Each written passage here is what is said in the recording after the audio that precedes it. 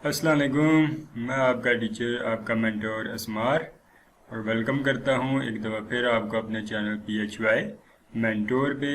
उम्मीद है कि आप सब ठीक होंगे। तो आज हम स्टार्ट करने जा रहे हैं क्लास 9th का यूनिट नंबर 2 काइनेमैटिक्स। तो आपको बताता चलूँ कि हमने यूनिट नंबर 1 की ना एक्सरसाइज को स्टडी नहीं किया। वो इसलिए नहीं स्टडी किया कि मैं चाहता हूँ पहले थ्योरी कंप्लीट हो जाए, फिर हम एक ही दफ़ा सब एक्सरसाइजें एक साथ करेंगे। तो इसलिए परेशान नहीं होना, एक्सरसाइजें लाजमी करवाऊंगा, न्यूमेरिकल प्रॉब्लम्स भी मैं आपको करवाऊंगा, लेकिन उससे पहले चाहता हूँ कि मैं यूनिट एक दफ़ा सारे कंप्लीट हो जाए, थ्योरी हमारी कंप्लीट हो जाए। तो चलिए स्टार्ट करते हैं आज की क्लास काइनेमैटिक्स।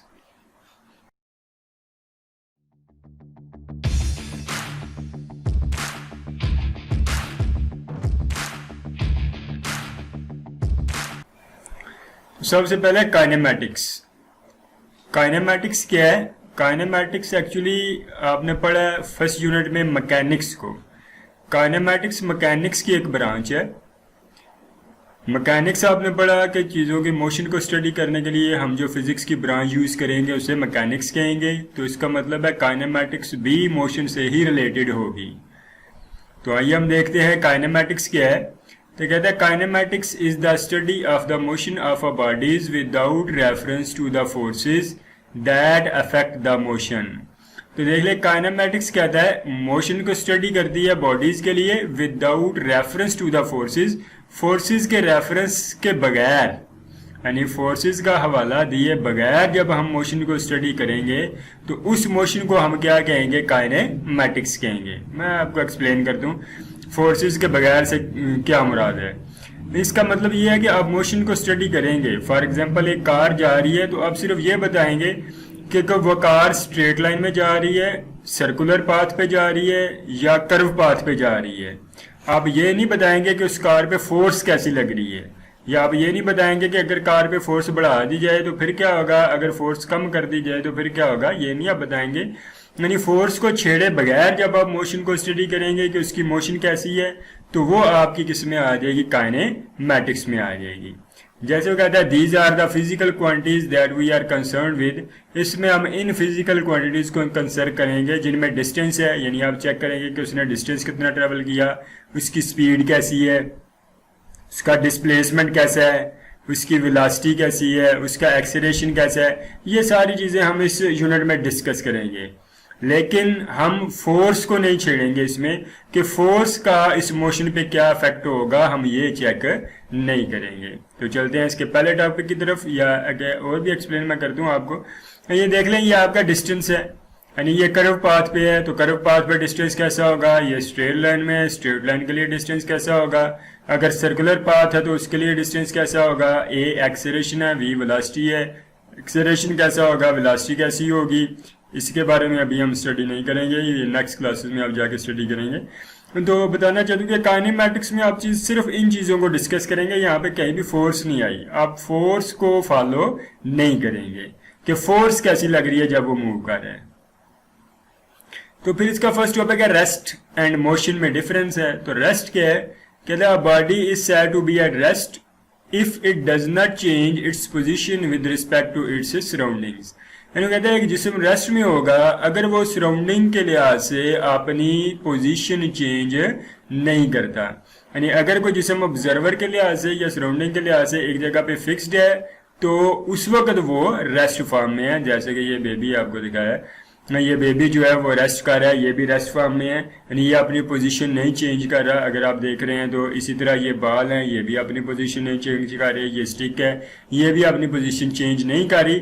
तो ये सब के सब किस फॉर्म में होंगे? रेस्ट फॉर्म में होंगे। जैसे कि एक टेबल पड़ा हुआ है, वो पढ़ा रहे तो वो रेस्ट में है, चेयर पड़ी हुई है तो पड़ी रही, वो रेस्ट में होगी। इसी तरह नेक्स्ट है इसका मोशन। मोशन इसका उल्टा है, रेसिप्रोकल है। कहता है a body is said to be in motion if it changes its position with respect to its surroundings. यानी अगर कोई जिस्म ऑब्जर्वर के लिहाज से या सराउंडिंग के लिहाज से अपनी जगह तब्दील कर लेता है, अपनी पोजीशन तब्दील कर लेता है, तो वो मोशन में आएगा। जैसे कि आपके पास ये आपको फील हो रहा है ट्रेन चल रही हो तो ऐसा चल रहा है, पता चल रहा है कि हर चीज़ जो है वो मूव कर रही है, वो मोशन है आपकी। इस तरह ये आपके पास ये अपनी पोजीशन चेंज कर रहा है थोड़ी देर बाद, तो वो मोशन है। या सपोज कि आप शॉप पे खड़े हैं, 1-2 मिनट बाद आप पार्क में चले जाते हैं, तो फिर वो आप मोशन में हैं, यानी आपने अपनी पोजीशन चेंज कर ली। तो सिंपल सा, अगर आप पोजीशन चेंज करते हैं तो आप वो मोशन में हैं, अगर पोजीशन चेंज नहीं करते तो वो चीज़ें रेस्ट में हैं। इसके बाद है टाइप्स ऑफ मोशन। तो मेजर टाइप्स ऑफ मोशन 3 हैं आपके पास। नंबर 1 है ट्रांसलेटरी मोशन, नंबर 2 है रोटेटरी मोशन और नंबर 3 है वाइब्रेटरी मोशन। लेकिन ट्रांसलेटरी मोशन की भी आगे 3 टाइप्स हैं, जिनमें नंबर 1 है लीनियर मोशन, नंबर 2 है रैंडम मोशन और नंबर 3 है सर्कुलर मोशन। तो आइए देखते हैं ट्रांसलेटरी मोशन क्या है। तो कहते हैं translatory motion, the motion in which all points of a moving body move uniformly in the same line और direction is called translatory motion. कहता है ट्रांसलेटरी मोशन एक ऐसी मोशन है जिसमें किसी जिस्म के तमाम पॉइंट्स यूनिफॉर्मली एक ही लाइन में और एक ही डायरेक्शन में जब ट्रेवल करते हैं तो उस मोशन को हम ट्रांसलेटरी मोशन का नाम देते हैं कि ये ट्रांसलेटरी मोशन है। जैसे कि ये दिखाया गया, इस बॉल को फेंका इसने बिल्कुल स्ट्रेट लाइन में, तो ये देखिए बॉल का हर पॉइंट एक जैसी हरकत कर रहा है, एक जैसा मूव कर रहा है, यूनिफॉर्मली ट्रेवल कर रहा है। तो ये मोशन कौन सी होगी? ये आपकी ट्रांसलेटरी मोशन होगी। ट्रांसलेटरी मोशन, ये देखिए ये पाथ आपका, ये रोड आपको कर्व फॉर्म में दिखाई दे रही है। ट्रांसलेटरी मोशन कर्व पाथ पे भी हो सकती है। ये देखिए सिर्फ इसमें क्या है कि उस जिस्म का हर पॉइंट एक जैसा मूव करना चाहिए। जैसे ये कार ट्रेवल कर रही है तो अब ये नहीं होगा कि अगला हिस्सा कार का यहाँ पे पहुंचे और पिछला यहीं पे हो, जहां पे अगला हिस्सा होगा वहीं पे पिछला होगा, वहीं पे दरमियाना वाला होगा, यानी हर पॉइंट सेम डायरेक्शन में और सेम लाइन में एक जैसा ट्रेवल करेगा। तो ऐसी मोशन को आप कहते हैं ट्रांसलेटरी मोशन। सेम इस तरह जब आपके पास कोई फल वगैरह ऊपर से नीचे गिरता है तो वो जो मोशन होगी वो भी आपके पास ट्रांसलेटरी मोशन होगी। तो नेक्स्ट है ट्रांसलेटरी मोशन की टाइप लीनियर मोशन। तो लीनियर का मतलब होता है स्ट्रेट लाइन, तो डिफाइन भी हम इसे इसी तरह करेंगे। Straight line motion of a body is known as its linear motion. कि स्ट्रेट लाइन में जो मोशन होगी वो मोशन आपकी लीनियर मोशन कहलाएगी। जैसे कि ये देख ले, ये आपकी स्ट्रेट लाइन है, तो ए टू बी आपकी जो मोशन है स्ट्रेट लाइन में वो लीनियर है। इस तरह ये फुटबॉल लीनियरली स्ट्रेट लाइन में ट्रेवल कर रहे हैं। इस तरह ये पर्सन स्ट्रेट लाइन में आपके पास ट्रेवल कर रहा है एयर में, तो ये मोशन भी लीनियर है। ये भी आपके पास स्ट्रेट लाइन में ट्रेवल कर रहा है, तो ये भी मोशन आपकी कौन सी होगी? लीनियर मोशन होगी, यानी सीधा चलना। जब आप सीधी लाइन पर चलेंगे तो वो लीनियर मोशन। फिर है सर्कुलर मोशन। तो सर्कुलर क्या है? सर्कल से पता चलता है कि सर्कुलर से दायरवी यानी दायरे में। The motion of an object in a circular path is known as circular motion. यानी जब भी कोई ऑब्जेक्ट सर्कुलर पाथ पे मूव करे, सर्कुलर पाथ पे ट्रेवल करे, तो उस मोशन को आप कहेंगे सर्कुलर मोशन। जैसे कि ये एक पर्सन कोई भी मास पत्थर वगैरह बांध के रस्सी के साथ ये सर्कल में घुमा रहा है, तो ये मोशन भी कौन सी होगी? सर्कुलर मोशन होगी। इस तरह ये फ्लाई व्हील की ये जो मोशन है, ये मोशन भी आपकी सर्कुलर मोशन होगी। इन तमाम मोशंस को आप क्या कहेंगे? Circular motion. नेक्स्ट देखते हैं ये रैंडम मोशन। रैंडम मोशन क्या है? रैंडम का मतलब है बेतरतीब। तो हम इसे डिफाइन किस तरह करेंगे? Irregular motion of a body in which the direction is not fixed is called random motion. तो देखिए वही है, किसी भी बॉडी की इरेगुलर डायरेक्शन में मोशन जो कि फिक्स ना हो, यानी किसी भी डायरेक्शन में जब भी कोई ऑब्जेक्ट बेतरतीबा हरकत करेगा तो उस मोशन को हम क्या कहेंगे? Random motion. जैसे कि ये तितलियों की मोशन है, रैंडमली ये आगे पीछे ट्रेवल करती रहती हैं, तो ये भी रैंडम होगी। इसी तरह ये हॉकी के प्लेयर हैं, तो ये बॉल के पीछे कभी इधर कभी उधर जाएंगे, तो ये मोशन भी रैंडम होगी। तो रैंडम मोशन एक और है जिसे आप कहते हैं ब्रोनियन मोशन, यानी ब्रोनियन मोशन भी रैंडम मोशन ही है। ब्रोनियन मोशन क्या होता है?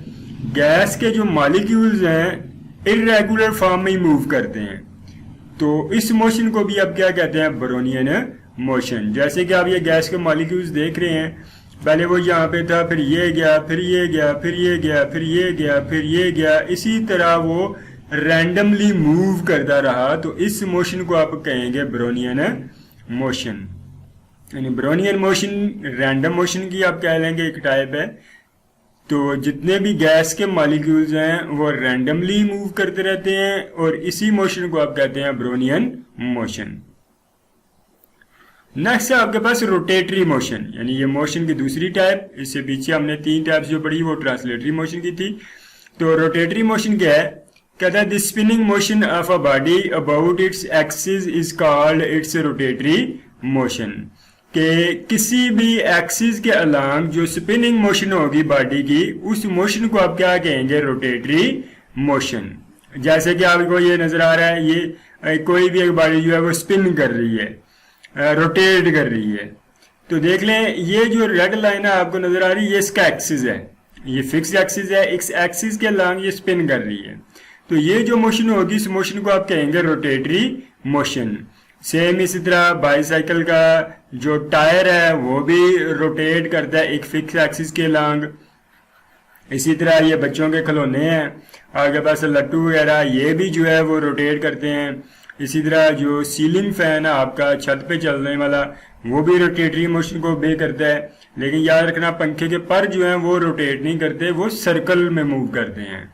जैसे कि ये पीछे जाए तो ये फ्लाई व्हील देखें, ये सर्कल में भी मूव कर रहा है और इस पॉइंट ये इसका एक्सिस है, इसके अलांग भी रोटेट कर रहा है। तो इसकी मोशन भी रोटेटरी भी होगी, सर्कुलर भी होगी। सेम इसी तरह सीलिंग फैन की जो मोशन है वो रोटेटरी होगी, लेकिन उसके परों की जो मोशन होगी वो रोटेटरी नहीं बल्कि वो सर्कुलर होगी। तो नेक्स्ट चलते हैं हमारी लास्ट टाइप, वाइब्रेटरी मोशन पे। तो वाइब्रेटरी मोशन क्या है? कहता है to and fro motion of a body about its mean position, यानी मीन पोजीशन के along to and fro motion को हम क्या कहेंगे? Vibratory motion. To and fro का मतलब क्या? आगे पीछे। सिर्फ टू एंड फ्रो नहीं, अप एंड डाउन भी, यानी एक ही पोजीशन के आगे पीछे या ऊपर नीचे जो मोशन होती है, उस मोशन को आप कहते हैं वाइब्रेटरी मोशन। जैसे कि ये बच्चों का खिलौना शीशा जिसे आप कहते हैं, ये इसकी फिक्स पोजीशन है, ये इसकी मीन पोजीशन भी कहलाएगी। तो ये ऊपर नीचे जो होता रहता है, बच्चे झूले लेते रहते हैं, तो ये वाइब्रेट कर रहा है, ऊपर नीचे होने का मतलब ये है। तो ये मोशन भी आपकी वाइब्रेटरी मोशन होगी। सेम में इसी तरह एक स्प्रिंग को बांध के आप लटका दें तो ये अप एंड डाउन जो है वो ऑसिलेट करेगा, और ये मोशन भी वाइब्रेटरी होगी। ये सिंपल पेंडुलम है, ये टू एंड फ्रो मूव करता है, तो इसकी मोशन भी आपके पास सिंपल हार्मोनिक मोशन ही है। मैं आपको दिखा देता हूँ कि कैसे ये टू एंड फ्रो मूव करता है और कैसे ये अप एंड डाउन जो है वो ऑसिलेट करता है। ये देख लें, ये आपका वो सिंपल पेंडुलम। तो ये देख लें, ये टू एंड फ्रो आगे पीछे एक ही पॉइंट के जो है वो ट्रेवल कर रहा है, तो इसकी जो ये मोशन है इसे आप कहते हैं वाइब्रेटरी मोशन। सेम इस तरह ये स्प्रिंग जो है वो अप एंड डाउन, आपने बांध के लटका दिया, नीचे खींच के छोड़ा, तो ये अप एंड डाउन जो है वो वाइब्रेट करना शुरू कर दिया इसने। इस मोशन को भी आप कहेंगे वाइब्रेटरी मोशन। उम्मीद है कि आपको तमाम पॉइंट्स क्लियर हो गए होंगे कि मोशन क्या है, रेस्ट क्या है, उसकी टाइप्स क्या है या काइनेमैटिक्स क्या है।